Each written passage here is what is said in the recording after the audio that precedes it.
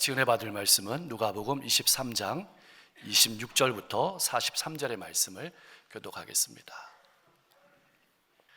그들이 예수를 끌고 갈 때 시몬이라는 구레네 사람이 시골에서 오는 것을 붙들어 그에게 십자가를 지워 예수를 따르게 하더라. 또 백성과 및 그를 위하여 가슴을 치며 슬피 우는 여자의 큰 무리가 따라오는지라. 예수께서 돌이켜 그들을 향하여 이르시되 예루살렘의 딸들아, 나를 위하여 울지 말고 너희와 너희 자녀를 위하여 울라. 보라, 날이 이르면 사람이 말하기를 잉태하지 못하는 이와 해산하지 못한 배와 먹이지 못한 젖이 복이 있다 하리라. 그때에 사람이 산들을 대하여 우리 위에 무너지라 하며 작은 산들을 대하여 우리를 덮으라 하리라. 푸른 나무에도 이같이 하거든 마른 나무에는 어떻게 되리오 하시니라. 또 다른 두 행악자도 사형을 받게 되어 예수와 함께 끌려가니라. 해골이라 하는 곳에 이르러 거기서 예수를 십자가에 못 박고 두 행악자도 그렇게 하니 하나는 우편에 하나는 좌편에 있더라. 이에 예수께서 이르시되 아버지, 저들을 사하여 주옵소서. 자기들이 하는 것을 알지 못함이니이다 하시더라.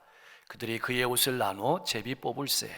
백성은 서서 구경하는데 관리들은 비웃어 이르되 저가 남을 구원하였으니 만일 하나님이 택하신 자 그리스도면 자신도 구원할지어다 하고, 군인들도 희롱하면서 나와 신포도주를 주며 이르되 내가 만일 유대인의 왕이면 내가 너를 구원하라 하더라. 그의 이외에 있는 유대인의 왕이라 쓴 패가 있더라. 달린 행악자 중 하나는 비방하여 이르되 내가 그리스도가 아니냐 너와 우리를 구원하라 하되, 하나는 그 사람을 꾸짖어 이르되 내가 동일한 정죄를 받고서도 하나님을 두려워하지 아니하느냐. 우리는 우리가 행한 일에 상당한 보응을 받는 것이니 이에 당연하거니와 이 사람이 행한 것은 옳지 않은 것이 없느니라 하고, 이르되 예수여, 당신의 나라에 임하실 때 나를 기억하소서 하니 예수께서 이르시되 내가 진실로 내게 이르노니 오늘 내가 나와 함께 낙원에 있으리라 하시니라. 아멘. 이제 빌라도에게 사형 선고를 받으신 예수님께서는 십자가를 지시고 골고다로 나아가고 계십니다. 근데 그 십자가의 길에는 많은 사람이 따라오고 있었습니다.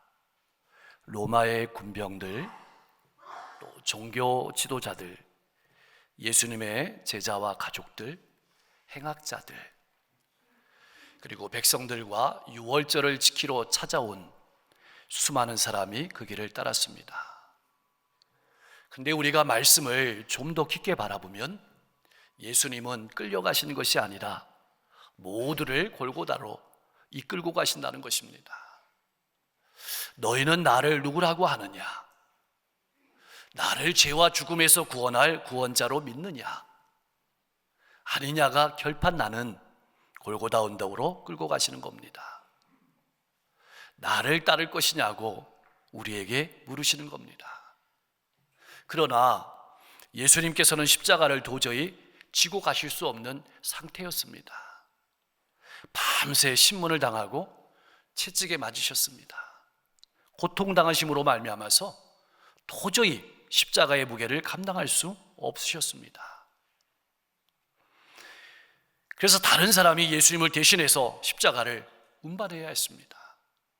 로마 군병들은 구레네 사람 시몬을 군중 속에서 붙잡아서 억지로 예수님의 십자가를 지고 가게 했습니다. 한 걸음 한 걸음 힘겹게 걸어가시는 예수님의 고통스러운 걸음은 연약한 인간의 모습으로 우리의 죄악을 담당해 주시는 하나님의 엄청난 사랑의 발걸음이었습니다. 자세히 살펴보면 예수님의 골고다의 길을 따르는 무리 중에는 예수님을 적대하는 무리도 많았지만 예수님을 위해서 가슴을 치고 탄식하며 슬피 울며 따라가는 여인들도 많았습니다. 예수님을 따르는 길에서 큰 슬픔에 빠져 있는 이들을 향해서 예수님께서 말씀하시는 겁니다. 예루살렘의 딸들아, 나를 위하여 울지 말고 너희와 너희의 자녀를 위하여 울라. 왜 예수님께서는 나를 위하여 울지 말고 너희와 너희 자녀를 위해 울라고 하셨을까요? 그것은 지금 자신을 따라오는 우는 자들이 맞이하게 될 더 큰 비극을 바라보셨기 때문입니다. 더 큰 슬픔을 바라보았는데 곧 예루살렘이 멸망하고 맞게 될 비극을 바라보셨던 뜻입니다. 그리고 지금 십자가에서 달려 죽는 예수님의 죽음보다 앞으로 예수님을 알지 못하고 영접하지 못해서 맞이하게 될 엄청난 심판의 슬픔을 바라보셨기 때문입니다. 그래서 이렇게 말씀하시는 겁니다. 이 슬픔은 단지 슬픔에 잠긴 사람들에게 위로를 주기 위한 말씀이 아니었습니다. 예수님은 다가올 심판에 대해서 경고하시는 겁니다.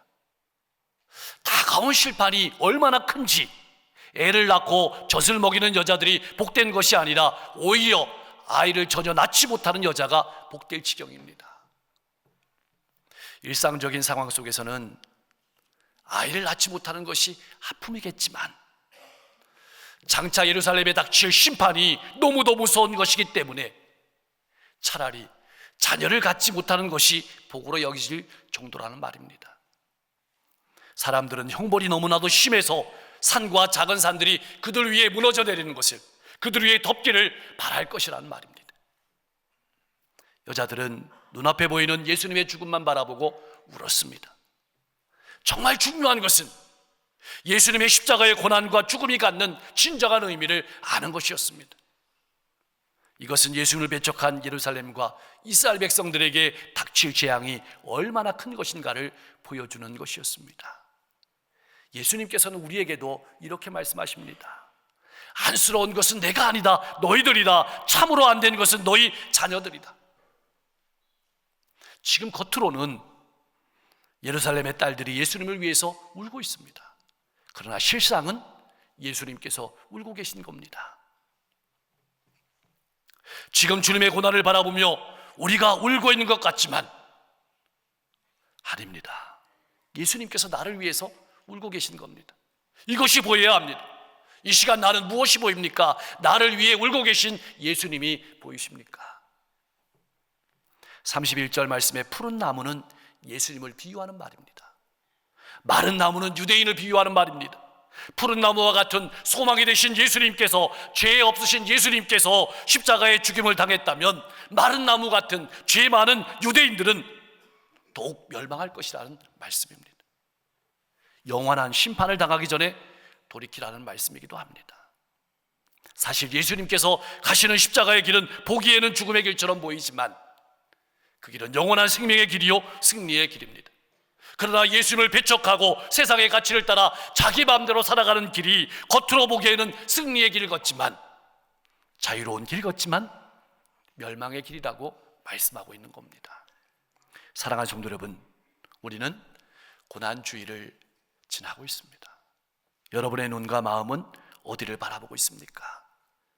채찍, 살같이 찢어지는 아픔, 가시가 찌르는 고통, 그것만 바라보고 있는 것은 아닙니까? 많은 영화가 그런 부분을 잘 묘사했습니다. 볼 때마다 마음이 아픕니다. 그러나 우리가 진정으로 관심해야 될 부분은 그 부분만이 아닙니다. 왜 예수님께서 그러한 고통을 당하셔야 했는지, 왜 예수님께서 십자가의 길을 걸어가셔야 됐는지 거기에 주목해야 합니다. 이것을 마음에 새겨야 합니다. 독생자 예수님을 아끼지 아니하시고 십자가에 내어주신 하나님께서 우리에게 원하시는 것이 무엇인지 그 마음을 새겨야 합니다. 그 하나님의 마음을 새기고 예수님을 주님으로 모시고 살아가지 않는 가족들을 바라보고 이웃들을 바라보고 울 수 있어야 하는 것입니다. 그런데 말입니다, 예수님께서 골고다로 끌려가는 길에는 중죄를 지은 행악자 2명이 함께 했습니다. 다시 말하면 하나님의 아들이 죄인의 손에 의해서 행악자와 같이 취급을 받으신 것입니다. 지형이 해골처럼 생긴 곳에 이르러 예수님께서는 2 행악자들과 함께 십자가에 못 박히셨습니다. 죄 없으신 예수님께서 모든 인류의 죄를 짊어지고 달리신 것입니다. 그런데 말입니다, 가장 놀라운 일이 벌어집니다. 십자가에 달린 예수님께서 기도를 하시는 겁니다. 그것도 자기를 위한 기도가 아니고 사람을 위한 기도를 하시는 겁니다. 아버지, 저들의 죄를 사하여 주옵소서. 자기들이 하는 것을 알지 못합니다. 저들의 죄를 사하여 주옵소서. 저들은 로마 군병만을 가리키는 것이 아닙니다. 예수님을 십자가에 못 박기 위해서 온갖 음모를 꾸민 사람들, 그 전체를 가리키는 것입니다. 그들은 하나님이 보내신 메시아를 죽이면서도 그것에 대한 무서운 죄의 결과를 깨닫지 못했습니다. 그런 그들을 위해서 기도하시는 것입니다. 모든 사람이 인생을 살아가면서 들었던 말 중에 가장 놀라운 말이 있다면 바로 이 말일 것입니다. 아버지, 저희를 사하여 주옵소서. 저들은 저들이 하는 것이 무엇인지 알지 못합니다. 십자가에서 가장 수치스럽게 고통스럽게 죽어가면서도 자신의 고통에 책임이 있는 사람들을 위해서 그들을 용서해 주시기를 간절히 바라보며 기도하신 것입니다. 이 말은 반드시 구원받아야 된다는 말입니다. 심판받으면 안 된다는 말입니다. 지옥 가는 영혼이 없어야 된다는 눈물의 말씀입니다. 우리가 불신 영혼들을 바라보며 드려야 될 기도입니다. 나는 어떤 기도를 드리고 있습니까? 예수님은 모든 옷을 벗김당하셨습니다. 우리를 위해서 발가 벗기우신 것이죠. 온전히 알몸이 되신 것입니다. 이 말은 온전히 자기 자신을 내어주셨다는 말입니다. 우리를 위해서 고통을 당하시면서도 우리를 위해 기도하시는 예수님의 주위에는 자신들의 죄악을 전혀 깨닫지 못하고 서서 구경하며 비웃으며 조롱하는 무리들이 많았습니다. 관리들은 이때까지 남을 구원하는 그리스도의 행세를 했으니 이제는 자신을 구원하라고 조롱했습니다. 그러나 예수님은 능력을 행사하지 않으십니다. 왜냐하면 그러면 인류를 구원하는 일이 없기 때문입니다. 군인들은 신포도주를 주면서 예수님을 놀렸습니다. 십자가에서 내려오면 유대인의 왕임을 인정하겠다고 조롱했습니다. 그들은 예수님께서 그들의 죄와 죽음에서 그들을 구원하고자 고난받고 있다는 사실을 깨닫지 못했습니다. 그렇게 조롱을 당하시면서도 예수님께서는 그들을 위해서 구원의 길을 여시고 계셨습니다. 이것이 그리스도인 우리가 살아내야 될 하나님의 사랑입니다. 때로는 조롱과 수치와 아픔을 당한다 할지라도 끝까지 사랑하는 것, 그것이 그리스도인의 모습입니다. 구원의 길을 열어가야 되는 것, 이것이 우리가 살아내야 될 삶입니다. 그렇다면 예수님을 십자가에 못 박은 사람들이 생각한 구원은 무엇이었을까요? 저들이 생각한 구원은 돌을 떡으로 만드는 경제적인 부흥이었습니다. 사람들을 깜짝 놀라게 만드는 기적과 이적을 행하는 종교적인 기적이었습니다. 온 세계를 힘으로 정복하는 군사적 정치적 구원이었습니다. 그것이 바로 한강도가 말한 것처럼 십자가에서 내려오는 구원이었습니다. 이 강도도 역시 십자가에 달린 예수님이 구원자라고 한다면 그는 그 자신과 자기들을 구원할 수 있어야 된다고 말했습니다. 한마디로 말하면 힘과 능력을 보여달라고 한 것입니다. 그러나 그것은 하나님께서 열어놓으신 구원의 길이 아니었습니다. 예수님께서 주시는 구원은 십자가에 자신을 속죄의 제물로 아낌없이 내어주는 대속의 구원이었습니다. 제자들과 그들은 이것을 깨닫지 못했습니다. 종교 지도자들은 그들이 소경이면서도 소경을 인도하는 어리석은 사람들이었던 것입니다. 사랑하는 성도 여러분, 여러분이 생각하는 구원은 어떤 구원입니까? 나도 십자가에서 내려오는 구원을 바라보며 기도하고 있지는 않습니까? 그들의 구원은 모든 실패와 고통의 근본적인 원인이었던 죄를 사하시는 데 있었습니다. 예수님께서는 이를 위해서 인간의 몸을 입고 이 땅에 오신 것입니다. 그러므로 그리스도인은 예수님처럼 자신을 내어주는 사람입니다. 자, 이제 우리는 39절 이하의 말씀에서 두 행악자의 다른 운명을 보게 됩니다. 똑같이 흉악한 죄를 지고 십자가에 달렸습니다. 한 행악자는 다른 무리들과 마찬가지로 예수님을 조롱하고 비웃었습니다. 예수님이 열어주신 구원의 길을 거부한 것입니다. 반면 40절 이하의 말씀에 보면 가장 극적인 구원을 보게 됩니다. 다른 한 강도는 예수님께서 열어주신 구원의 길을 거부한 다른 강도를 꾸짖습니다. 이렇게 말합니다. 내가 동일한 정죄를 받고서도 하나님을 두려워하지 않느냐? 우리는 우리가 행한 일에 상당한 보응을 받는 것이니 이에 당연하거니와 이 사람이 행한 것은 옳지 않은 것이 없느니라.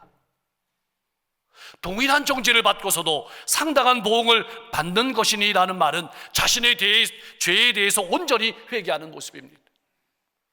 그들은 죽어 마땅한 죄인이었지만 예수님은 죄 없으신 분이었습니다. 그는 세상 죄를 지고 가는 하나님의 어린 양이셨습니다. 하나님을 두려워하지 않느냐는 말은 예수님을 비방하는 것이 하나님을 두려워하지 않는 행동임을 말하는 것입니다. 곧 하나님의 심판대 앞에 서게 될 것을 바라보며 그 영혼을 생각하며 꾸짖고 있는 것입니다. 그리고 지금 처참하게 십자가에 가고 있는 예수님을 하나님 나라를 여시는 메시아로 인정하고 고백하는 것입니다.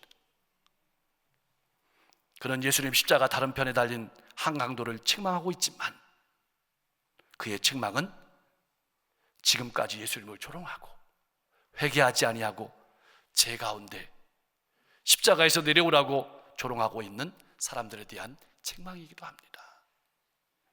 우리를 향한 책망이기도 합니다. 나는 어떻습니까? 나도 십자가에서 내려오는 삶만 추구하며 살아오지는 않았습니까? 그렇다면 이 책망은 나를 향한 것일 겁니다.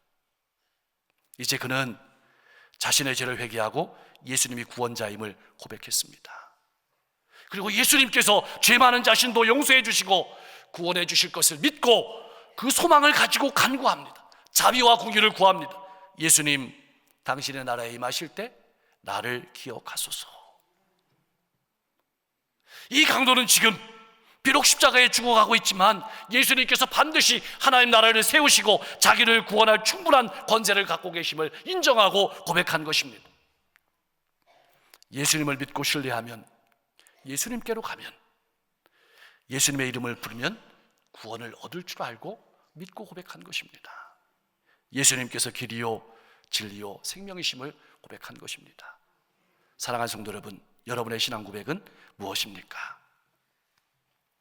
예수님께서 이렇게 예수님을 왕으로 고백하고 자비를 구하는 행악자에게 놀라운 선언을 하십니다. 내가 진실로 내게 이르노니 오늘 내가 나와 함께 낙원에 있으리라. 자, 이 두 행악자의 차이는 무엇일까요? 예수님을 어떻게 바라보느냐의 차이입니다. 십자가에서 내려오는 구원이냐, 십자가로 올라가는 구원이냐의 차이입니다. 힘과 능력에 의한 구원이냐, 죄와 죽음에서 구원하시는 하나님의 구원이냐, 이것을 바라보는 차이입니다. 힘과 능력을 바라본 행악자는 자신의 죄악 가운데 죽었습니다. 그러나 회개하고 주님을 바라본 행악자는 구원과 함께 영원한 생명을 얻었습니다. 사랑하는 성도 여러분, 지금도 늦지 않았습니다. 하나님께 돌아가기에 너무 늦은 시간은 없습니다. 예수님은 참혹한 십자가의 고통 중에서도 자신을 믿고 나온 이 행악자에게 자비와 공의를 베푸셨습니다. 그렇다면 조금 더 일찍 우리가 돌아온다면 우리의 세계가 얼마나 더 복되겠습니까? 오늘이 바로 기회라는 사실을 여러분 가족들에게 보여주십시오. 그래서 그들로 하여금 죄사함을 얻고 구원을 얻게 하십시오. 요한복음 3장 16절 말씀은 분명하게 선언합니다. 우리 같이 한번 읽어보겠습니다. 하나님이 세상을 이처럼 사랑하사 독생자를 주셨으니 이는 그를 믿는 자마다 멸망하지 않고 영생을 얻게 하려 하심이라. 아멘. 자, 그럼 오늘 본문 말씀은 우리에게 무엇을 말씀하고 싶으신 것일까요? 오늘 말씀을 세 가지로 정리해 봅니다. 첫째로, 우리의 죄악을 바라보며 우십시오. 고난 주간을 지나면서 예수님의 고통에만 여러분의 눈을 뜨지 마시고 예수님의 고통도 바라봐야 되지만 우리가 울어야 될 것은 우리의 죄악이라는 사실입니다. 우리의 죄악을 바라보며 울 수 있어야 합니다. 사람이 망하는 것은 힘 때문이 아닙니다. 돈 때문이 아닙니다. 사람이 망하는 것은 죄 때문입니다. 왜 예수님께서 십자가의 길을 걸어가셔야 했는지를 깊이 생각하십시오. 절대로 심판받으면 안 됩니다. 사랑하는 성도 여러분, 지금 울고 계신 분이 있습니까? 혹 여러분과 여러분의 자녀를 위해서 울고 있습니까? 울고 있다면 무엇 때문에 울고 계십니까? 공부를 안 해서 혹은 공부를 못해서 속을 썩여서 우십니까? 신세를 한탄하며 오십니까? 지금 우리가 우리 자녀들에게, 우리에게 필요한 것은 무엇일까요? 예수님을 내 인생의 구주로 믿는 것입니다. 그리고 예수의 삶을 살아가는 것입니다. 예수님의 재림을 바라보며 살아가는 것입니다. 예수님께서는 우리를 죄와 죽음에서 구원하시기 위해 십자가에 자신을 아낌없이 내어주셨습니다. 부활하셨습니다. 승천하셨습니다. 그리고 성령님을 우리를 위해서 보내주셨습니다. 우리와 동행하십니다. 이제는 우리가 우리와 우리 자녀를 위해서 울어야 될 차례입니다. 예수님께서는 주님을 따라가고 있는 우리에게 이렇게 말씀하십니다. 나를 위해 울지 말고 너희와 너희 자녀를 위해서 울어라. 두 번째로 예수님께서는 우리에게 물으십니다. 예수님께서는 지금 골고다로 끌려가시는 것이 아닙니다. 오히려 많은 사람을 이끌고 골고다로 가시는 것입니다. 여자의 큰 무리들, 구레네 사람 시몬, 로마의 군병들, 종교 지도자들, 예수님의 제자와 무서운 죄를 지은 행악자들도 같이 데려가십니다. 왜 그 골고다로 데려가시는 것일까요? 왜 우리를 말씀의 현장으로 데려가시는 것일까요? 우리가 잘 아는 것처럼 골고다는 십자가 처형의 장소입니다. 그러나 동시에 우리의 신앙을 묻는 물음의 장소이기도 합니다. 내가 예수님을 어떻게 고백하느냐는 고백의 장소이기도 합니다. 거기에서 주님께서 모든 무리에게 물으시는 겁니다. 너희는 나를 누구라고 하느냐? 예수님께서는 오늘 우리도 그 장소로 데려가십니다. 그리고 물으시는 겁니다. 너희는 나를 누구라고 대답하느냐? 이제는 우리가 대답해야 될 차례입니다. 여러분 어떻게 대답하시겠습니까? 세 번째로 예수님을 영접하고 부르는 사람이 구원을 받았습니다. 십자가를 통해서 우리는 누가 구원을 받았고 누가 심판을 받았는지 분명하게 봅니다. 예수님을 메시아로 고백하고 예수님의 자비와 긍휼을 구하고 예수님의 이름을 부르는 자가 구원을 받았습니다. 지금 이 시간 같은 장소에 앉아 있지만 어떤 성도님들은 삶의 무게가 너무 무거워서 삶에 대한 소망을 잃고 무서운 생각을 하며 살아갈지도 모릅니다. 그러나 기억하십시오.